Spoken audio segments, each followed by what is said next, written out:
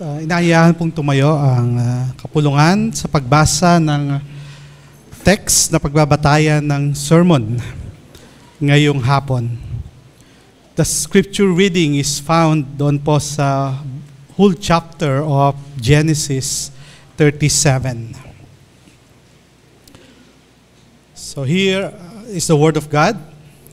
Jacob lived in the land of his father's sojournings in the land of Canaan. These are the generations of Jacob. Joseph, being 17 years old, was pasturing the flock with his brothers. He was a boy with the sons of Bilhah and Zilpah, his father's wives. And Joseph brought a bad report of them to their father. Now Israel loved Joseph more than any other of his sons, because he was the son of his old age, and he made him a robe of many colors. But when his brothers saw that their father loved him more than all his brothers, they hated him and could not speak peacefully to him.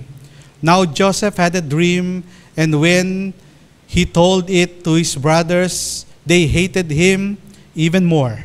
He said to him, "Hear this dream that I have dreamed. Behold, there were binding sheaves in the field, and behold, my sheep arose and stood upright. And behold, our sheaves gathered around it and bowed down to my sheep." His brothers said to him, "Are you indeed to reign over us? Or are you indeed to rule over us?" So they hated him even more of his dream and for his words. Then he dreamed another dream and told it to his brothers and said, "Behold, I have dreamed another dream. Behold, the sun, the moon, and the 11 stars were bowing down to me." But when he told it to his father and to his brothers, his father rebuked him and said to him, "What is this dream that you have dreamed? Shall I and you and your mother and your brothers indeed come to bow ourselves to the ground before you?" And his brothers were jealous of him, but his father kept in saying in mind. Joseph sold by his brothers. Now his brothers went to pasture their father's flocks near Shechem. And Israel said to Joseph, "Are you not brothers pasturing the flocks to Shechem? Come, I will send you to them." And he said to him, "Here I am." So he said to him, "Go now, see if it is well with your brothers and with the flock, to bring me word." So he sent him from the valley of Hebron, and he came to Shechem, and the man found him wandered in the fields. And the man asked, "What are you seeking?" "I am seeking my brothers," he said. "Tell me, please, where they are pasturing the flock." And the man said, "They have gone away, for I heard them say, 'Let us go to Dothan.'" So Joseph went after his brothers and found them in Dothan. They saw him from afar, and behold, he came near to them and conspired against him to kill him. They said to one another, "Here come this dreamer. Come now, let us kill him and throw him into one of the pits. When we will say that a fierce animal was devoured him, and we will see what will become of his dreams." But when Reuben had heard it, he rescued him out of their hands, saying, "Let us not take his life." And Reuben said to them, "Shed no blood. Throw him into this pit here in the wilderness, but do not lay a hand on him." that he might rescue him out of their hand, to rescue him to his father. So when Joseph came to his brothers, they stripped him of his robe and robed him of the robe of many colors that he wore, and they took him and threw him into a pit. The pit was empty, there was no water in it. Then they sat down to eat, and looking up, they saw a caravan of Ishmaelites coming from Gilead, and their camels bearing gum, balm, and myrrh on their way to carry it down to Egypt. Then Judah said to his brothers, "What profit if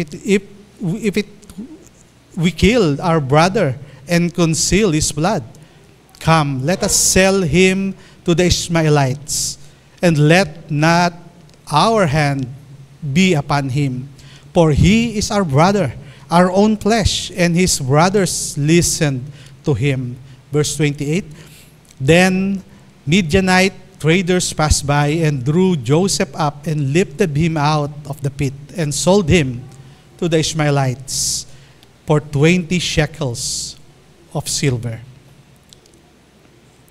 They took Joseph to Egypt. And when Reuben returned to the pit and saw that, that Joseph was not in the pit, he tore his clothes and returned to his brothers and said, "The boy is gone, and I, where shall I go?" Then they took Joseph's robe and slaughtered a goat and dipped the robe in the blood. They sent the robe of many colors and brought it to their fathers and said, "This we have found. Please identify whether it is your son's robe or not." And he identified it and said, "It is my son's robe. A fierce animal has devoured him." Joseph, without a doubt, torn to pieces. Then Jacob torn his garments and put sackcloth on his loins and mourned for his sons for many days. All his sons and all his daughters rose up to comfort him, but he refused to be comforted and said, "No, I shall go down to Sheol to my son, mourning." Thus his father wept for him. Meanwhile, the Midianites has sold him in Egypt to Potiphar, an officer of Pharaoh, the captain of the guard. May the Lord bless us through the reading of His Word. Let us all sit.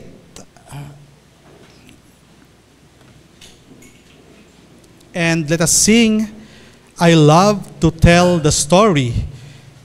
Number 412. Yung lines 1, 3, and 4 po ang ating pong kantahin. Number 4, 1, 2.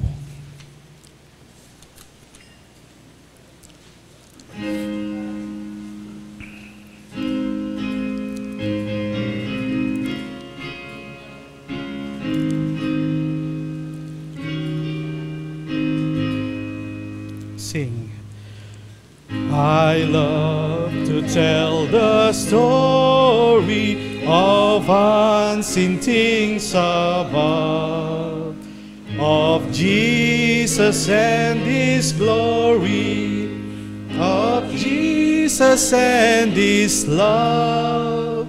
I love to tell the story because I know it's true.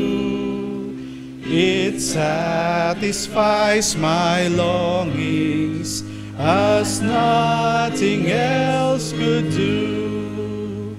I love to tell the story. 'Twill be my theme in glory to tell the old story of Jesus and His love. 3. I love to tell the story, 'tis pleasant to repeat what seems each time I tell it more wonderfully sweet.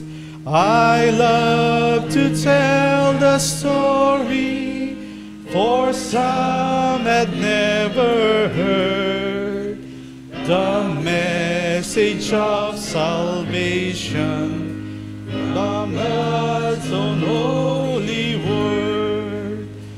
I love to tell the story, 'twill be my theme in glory, to tell the old story of Jesus and His love. Number 4. I love to tell the story for those who know it best. She seems hungering and thirsting to bear it like the rest. And when the sins of glory, I sing a new song, 'twill be the old story that I have loved so long. I love to tell the story, 'twill be my theme in glory, to tell the old story of Jesus and His love. Magandang hapon po sa ating lahat. Ang ating pong sermon delivery ngayon ay nagmula doon sa preaching ni Reverend Stephen Sweats. Siya po ay kabilang doon sa ilan sa mga pastors ng United Reformed Church of North America.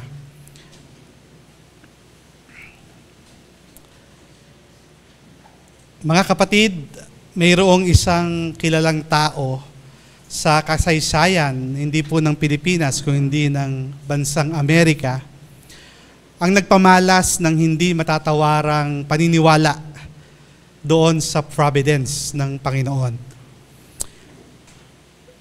Noong sumiklab ang Civil War sa Amerika ng taong 1861, isang batang general na si Thomas Jackson ang tumayong matatag sa gitna ng pag-atake ng kanilang kalaban. Sa digmaang ito, siya at ang kanyang hukbo po ay hindi sumuko.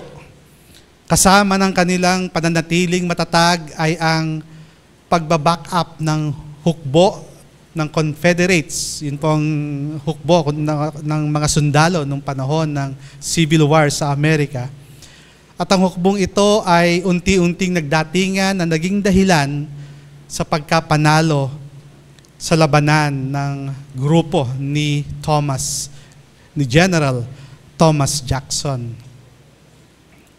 Ang general na ito ay mas kilala ngayon sa tawag na Stonewall Jackson. Si Stonewall Jackson ay isang Southern Presbyterian at isa ring devout Calvinist. Siya ay naniniwalang hindi siya mamamatay nung panahong yon.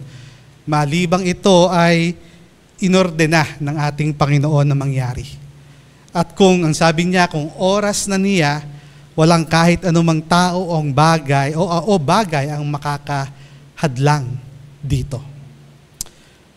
Sa labanan ng Chancellorsville, si General Jackson ay nabaril ng isa niyang membro na sa pag-aakala na siya po ay kalaban. Nabaril siya ng 2 beses sa braso at isa sa kamay. Ang sugatang braso ay naputol, subalit nagawa ng kanyang grupo na siya ay mailigtas.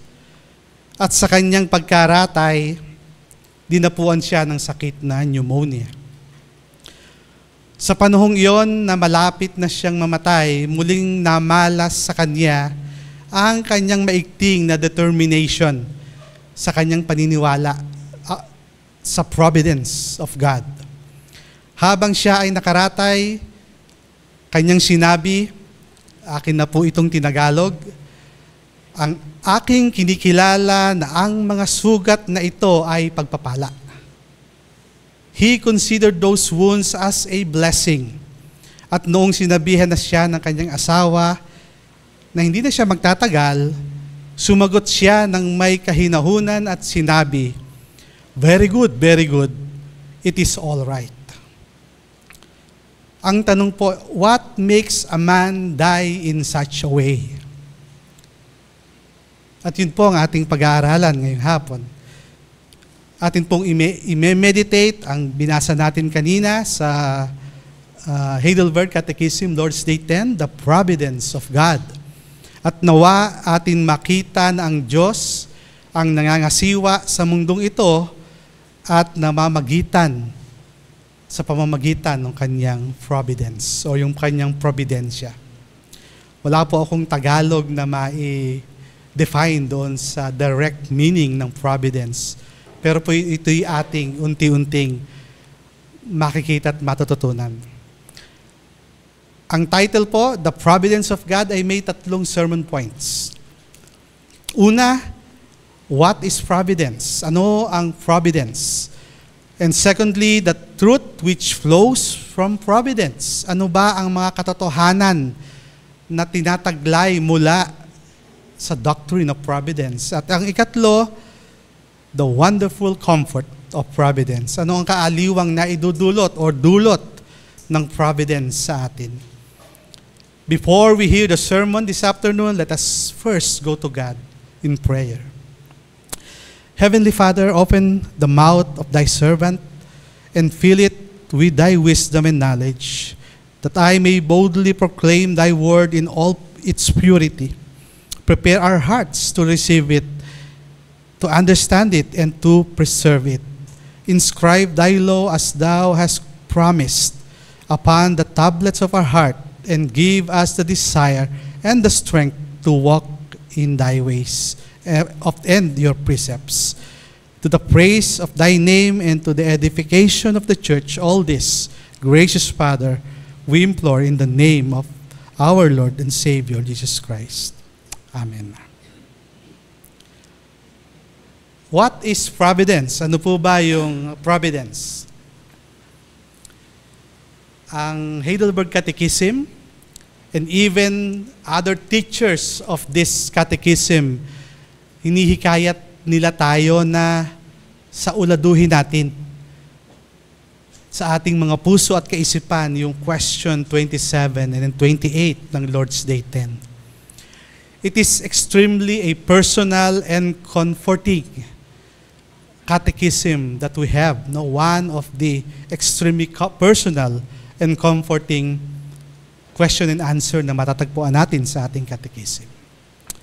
It all applies to us at all times and places sa ating mga buhay. Our God is the God of providence. Simula po siguro nang tayo ay makadalo sa isang Reformed Church na naging pamilyar na tayo sa doctrine or do sa salitang providence. Ang maaring naituro na rin po sa atin ito, hindi lamang sa Sunday School, kung hindi doon din sa ating mga inquirers classes. At muli po, babalikan natin ang pag-aaral. Ano ba ang providence? At bago po yon, akin po muling babasahin ang question 27 ng Heidelberg Catechism. Samahan din nyo rin po ako na personally inyo ring basahin.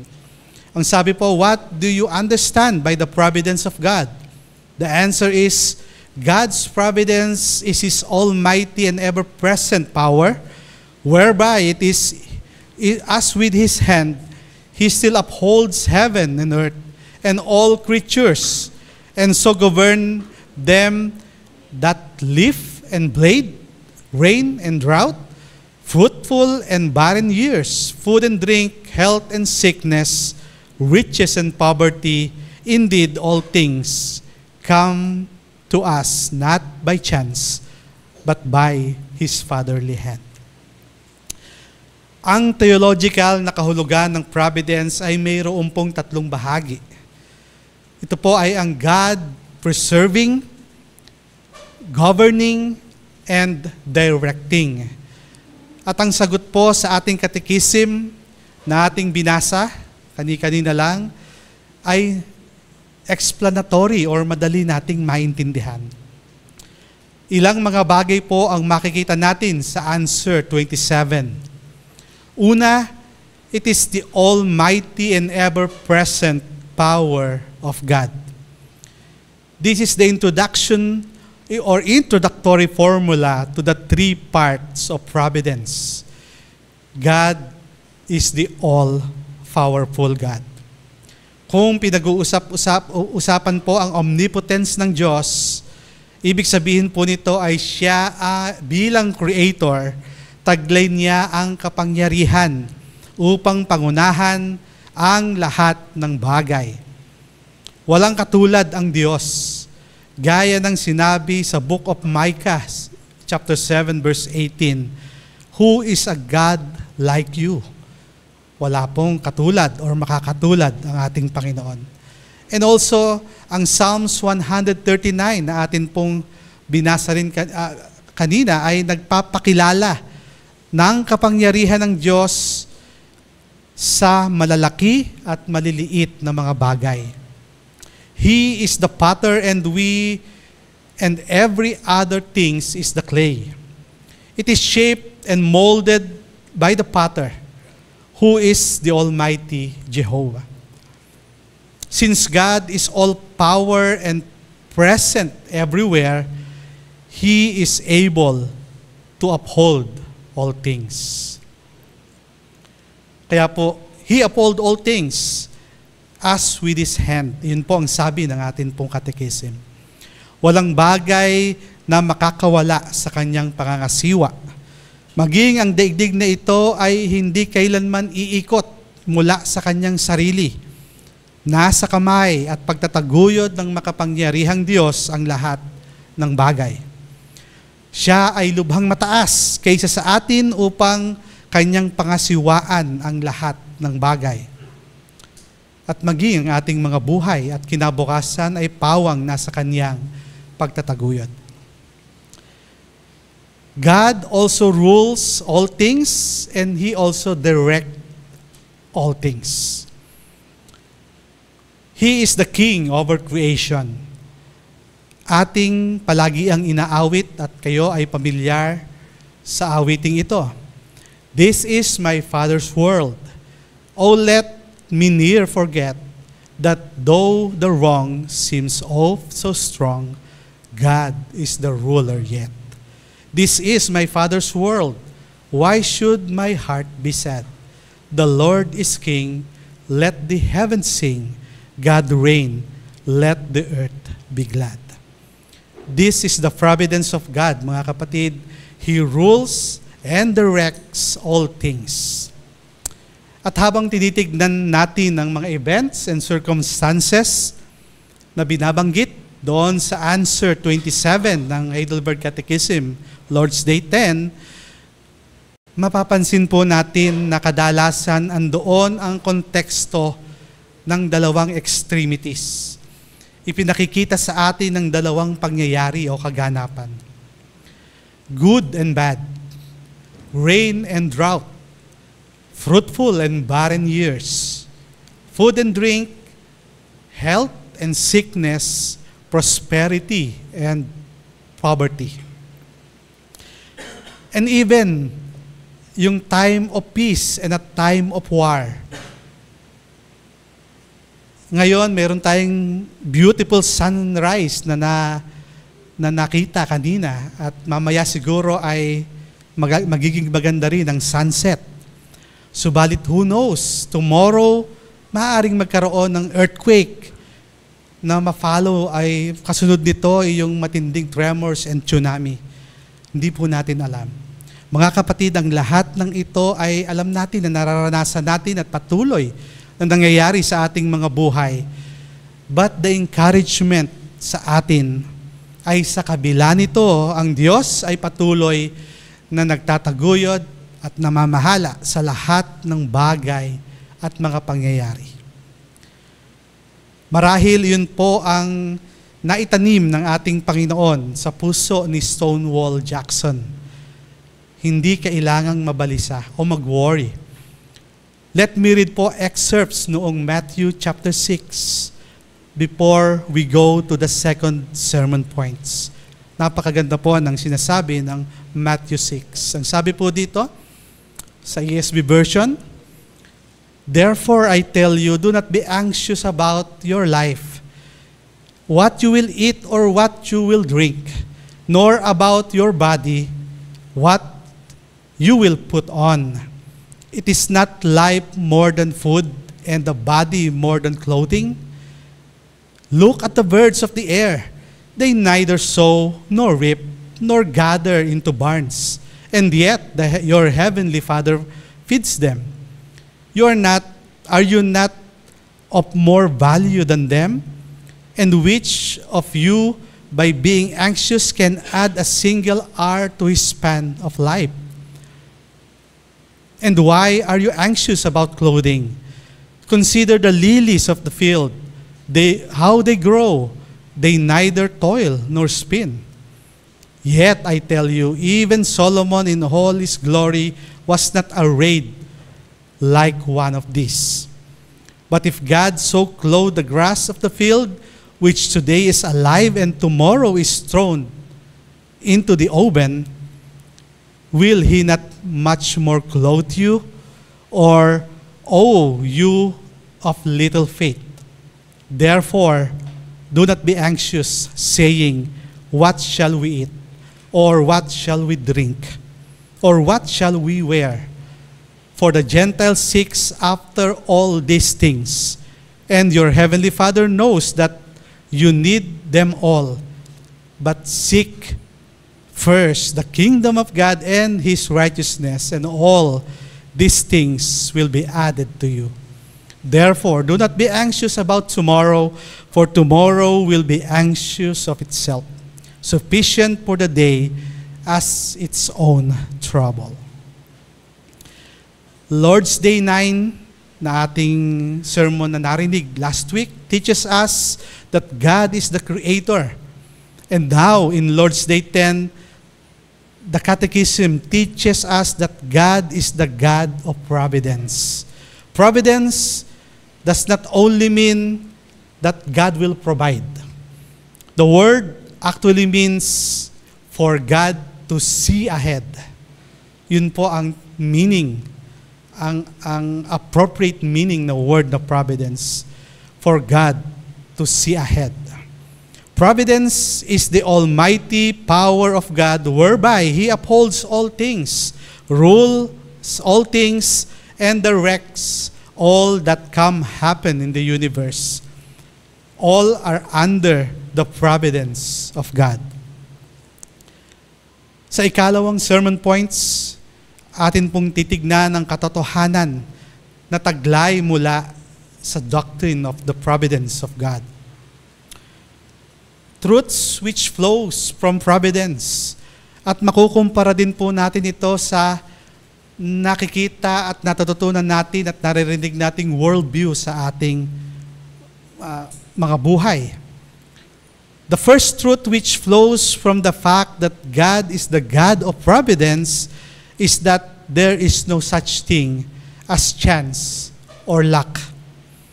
Ang sa huling pangungusap po ng answer 27, ang sabi po, all things, in fact, come to us not by chance, but by His fatherly hand. Naririnig natin parati ang mga katagang, ang swerte mo naman. Or, marami kang chance manalo. Or kapag nakapag-asawa ng simpatiko, mabait, maganda at gwapo, maririnig natin ay ang swerte naman niya. Brothers and sisters, there is nothing that happens that is lucky. Hindi po tsamba-tsamba lamang ang buhay. Kung ang toss coin po, or kung mag-toss coin man tayo ng 20 beses, at ang lumalabas ay 2 beses ding heads, hindi po yun swerte or tsamba. Why? Because God has so directed that flipping of that coin. Have you ever had one of those days where everything seems to go wrong? You slip in, you get a flat tire on the way back to work. At yun ay nangyari na rin sa akin na parang kada step ko merong mga bagay na untowards na nangyayari. You lose your wallet. You were just unlucky that day, di po ba? Tama po ba? Hindi po. There's no such thing as luck or chance. Sabi po ni R.C. Sproul, if chance exists, the God doesn't exist. Ang ikalawang katotohanan na atin pong dapat ding makita is that there is no such thing as Mother Nature. Meron pong Diyos, but there's no Mother Nature. If Mother Nature exists, also God does not exist. Kapag naiisip natin ng tungkol sa pananalasa ng lindol o bagyo, especially dun sa Japan, sinasabi ng mga tao na ipinamalas ng inang kalikasan ang kanyang galit. Hindi po. There is no such thing as an independent forces of nature. God directs all things that comes to pass. Pansinin din po natin ang text sa Genesis 37. Mahabang text ito na atin pong binasa kanina. Si Joseph na kasama ang kanyang mga selosong kapatid ay pinagplanuhan siyang patayin, tinapon sa balon at ipinagbili sa mga Ismaelites. Some may think that Joseph is in the wrong place at the wrong time. Wala po sa maling lugar at maling pagkakataon si Joseph. God ordained this to take place as it did. Makikita po natin sa mga sumusunod na exhortation kung papaano ginamit ng Diyos ang mga ganung pangyayari para sa kaluwalhatian ng kanyang pangalan at para sa protection ng kanyang bayan. Kahit hindi pa naging mabuti ang panahong iyon para kay Joseph. There is no such thing as chance or luck in Mother Nature. At ang ikatlong katotohanan po ay there's no such thing also as karma. Ito po ay lagi na rin nating narinig sa ating mga worldview kapag tayo ay kumakausap ng mga ibang tao. Ang karma ay konseptong pangrelihiyon ng mga Hindus or ng mga Buddhists or ng mga Sikhs na may halos pare-parehong prinsipyo. Karmic effects and all deeds are viewed as actively shaping yung pong kanilang past, present, and future experiences. Kaya po ang karma ay hindi yung reciprocate lang noong ginawa mo, kung hindi malalim.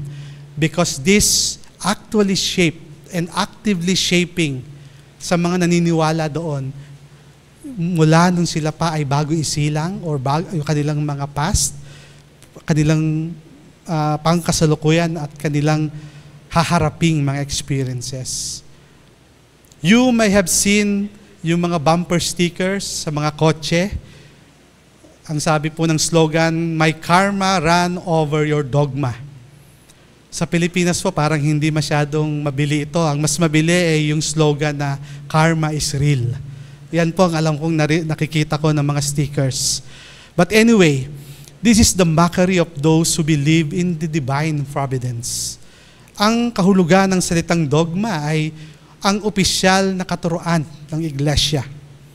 Hindi po natin kailangang isipin na kung may mangyari po sa atin, mabuti man o masama, ito ay direktang re-resulta ng mabuti o masamang bagay sa ating mga ginawa. Kung ganun po, why the wicked can prosper in this world?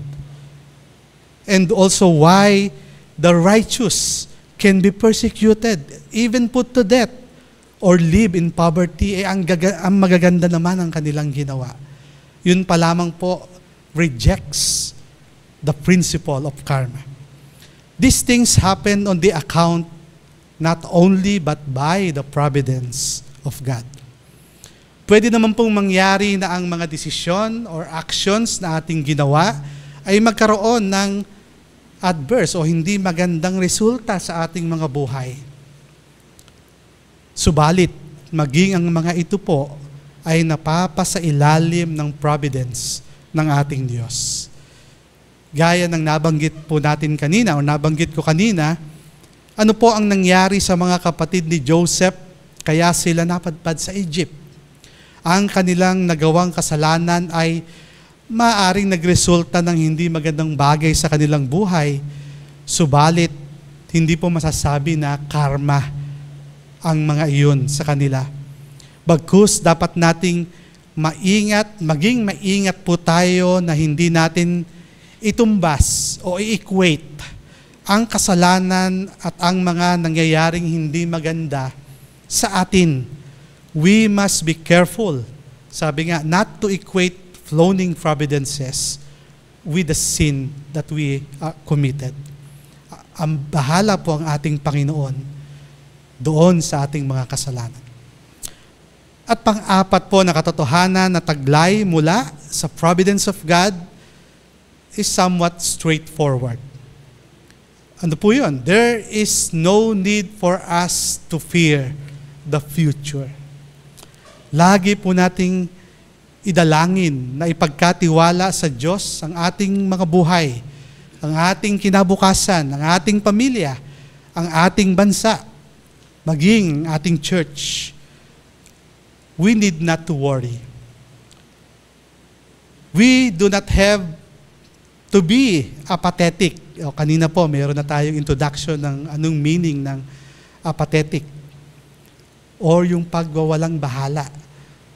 But we need not worry. Sabi nga po ng verse na ating binasa, tomorrow is the next day that are in the Lord's hands. God will still show His almighty and ever-present power to uphold, to rule, and to direct all things.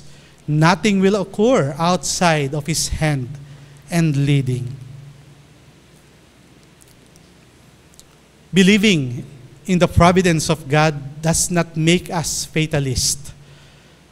Sa isang pagpapaliwanag, ang fatalist o yung fatalism ay yung kalagayang pangkaisipan na tinatanggap na lamang ang lahat ng bagay o pangyayari na ito ay nakatakda na at wala nang magagawa dito. Bagkus ang paniniwala natin sa providence ay may mas malawak na kahulugan.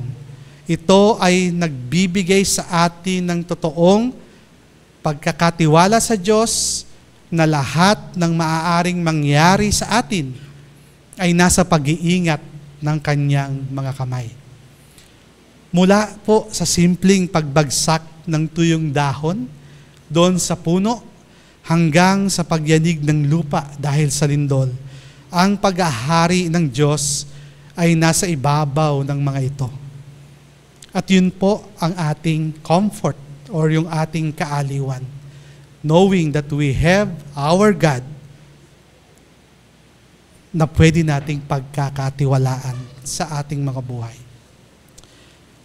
At matapos po ang medyo mahaba-habang pag-aaral sa kahulugan ng providence at ano po ang mga katotohanang nakapaloob sa providence, atin naman pong tignan minsan pa kung ano na ba yung ating mapapakinabang.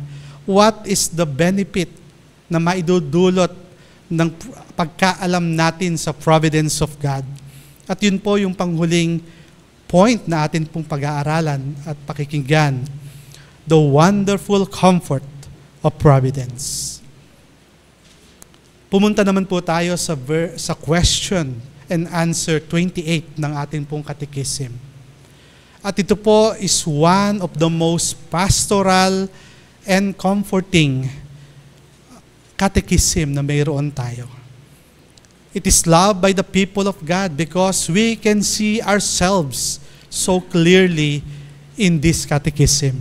As we read, what does it benefit us to know that God has created all things and still upholds them by His providence? Ang sagot po, we can be patient in adversity, thankful in prosperity, with a view to the future. We can have a firm confidence in our faithful God and Father that no creature shall separate us from His love. For all creatures are so completely in His hand that without His will, they cannot so much as move. May tatlong tugon po tayong makikita sa lesson na ito ng question 28. Ang una po ay yung situation na kapag ang mga bagay ay nangyayari na hindi pabor o hindi maganda sa atin. At meron ding situation na kapag ang mga bagay ay nangyayari naman na mabuti sa atin or yung nasa ating ikabubuti. And there is also the situation na ating pagtingin sa atin pong kinabukasan, sa ating future. We need not think too hard to find times when things go against us. Just look at the bulletin. Yung ating mga bulletin, makikita niyo po. Hear the congregational prayer. We suffer loss, we suffer sickness, or estrangement, or difficulties sa ating mga buhay. Most of our prayer requests are prayers of need. Pansinin din po natin yung isa sa mga scripture reference nung question 28. Sa bandang ilalim po noon, makita natin yung text mula sa Job 1:21 to 22. At yun po, kung yung mababasa ay totoo, ang mga bagay na nangyari kay Job ay hindi magaganda at hindi ayon sa kanya kung ating titignan. Kahit ang kanyang asawa mismo ay sumalungat sa kanya sa mga pangyayaring ito sa kanyang buhay. Ano po ba ang dapat niyang ginawa? Yung po kanyang ginawa, yun po ang tama niyang ginawa. Wala pong iba kung hindi ang siya ay naging mapagpakumbaba at nagpahayag ayon sa huling pangungusap ng verse 21. Ang sabi po ni Job, "The Lord gives and the Lord takes away. Blessed be the name of the Lord." The scripture is full of examples of faithful saints who endured yung mga dark nights, yung kanilang mga kaluluwa, to wake up the next day to see the sunshine. If the next day arrived and still no sunshine, they could be resolved in the providence of God. Yun ang kanilang pagtitiwalaan. Yung pag-uphold, governance, and rule ng ating Panginoon sa kanilang buhay, even though the sunrise hasn't been seen. Trials and tribulations are the very blessing in disguise. Remember si Stonewall Jackson, ang sabi pa niya, blessing yung mga sugat na ito sa kanya. God brings us to teach us how to be patient. We can be thankful when things go well, mga kapatid. How wonderful and joyous it is in the midst of wonderful days to close our eyes sa ating pagtulog and ang ating sasabihin, "Salamat, Panginoon." There are things in this life that make us look up and say with conviction, "Thank you, Lord." Kung ito man ay sa araw ng pag-iisang dibdib, or sa pagsilang ng ating mga anak, or maging sa kanilang pagtatapos ng pag-aaral at pagharap sa bagong yugto ng kanilang mga buhay, or maging sa mga kapatiran natin na nakakausap natin, na napapayuhan natin or nakakapagpayo sa atin, at maging sa mga sermon na ating naririnig, we say, "Thank you, Lord." hinahayaan ng Diyos ang kanyang lingkod na si Joseph na maging alipin at masadlak sa gulo sa bahay ni Potiphar. At matapos nito, kanya din namang pinangunahan si Joseph sa daan upang maging isang pinuno sa Ehipto. At the end of Joseph's life, it is all but thanks to God ang kanya pong sinasabi. Sa isang banda, at isa ding madilim na yugto sa buhay ni Joseph, yung pagtatangka ng kanyang mga kapatid sa kanyang buhay, sa kanyang present at maging sa kanyang future. Pero dumating po ang panahon na ang mga ito ay luluhod sa kanyang harapan.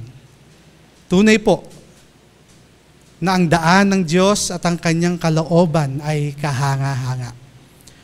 Yung kanyang providence ay hindi po matatawaran o matatapatan ng kahit anong kaisipan na mayroon tayo.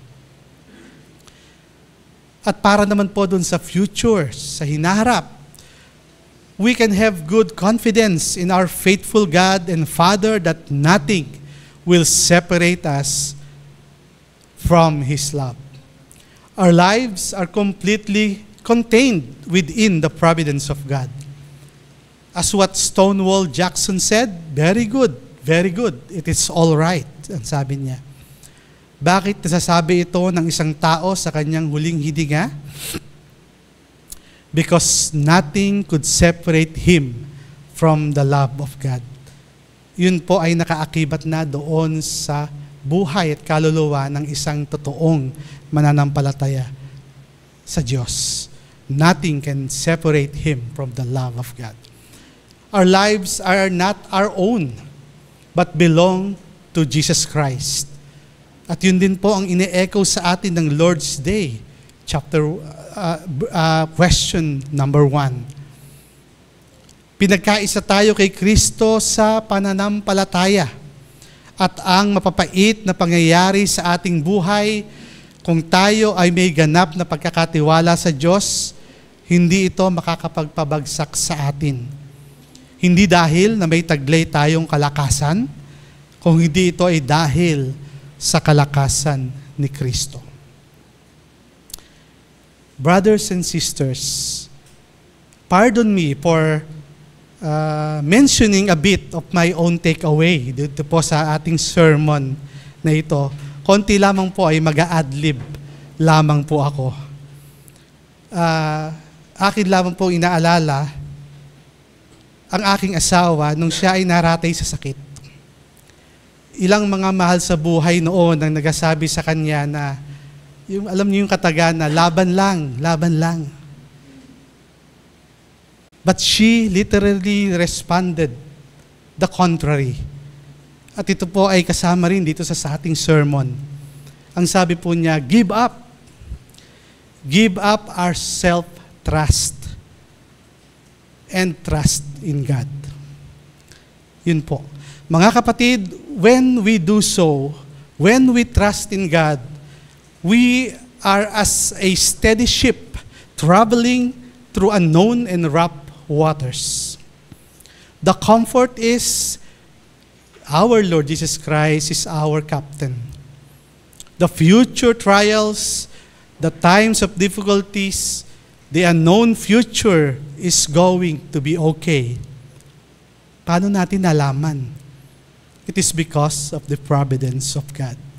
It is because of all of the history and stories in our